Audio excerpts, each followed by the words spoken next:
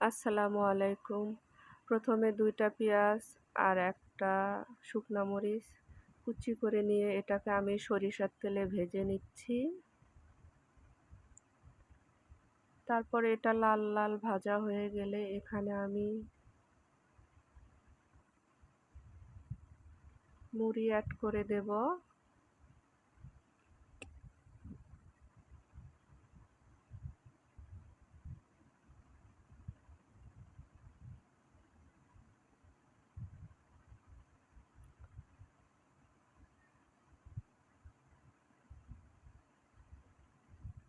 মুড়িগুলো দিয়ে আমি হালকা আঁচে নাড়াচাড়া করে নিচ্ছি। এইভাবে হালকা আঁচে নাড়াচাড়া করে নেওয়া লাগবে যতক্ষণ না মুড়িগুলো মুচমুচে হয়।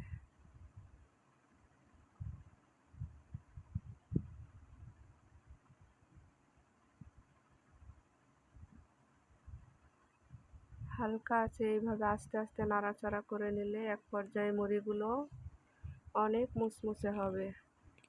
তখন এটা নামিয়ে পরিবেশন করবেন। ভালো লাগলে সাবস্ক্রাইব করুন।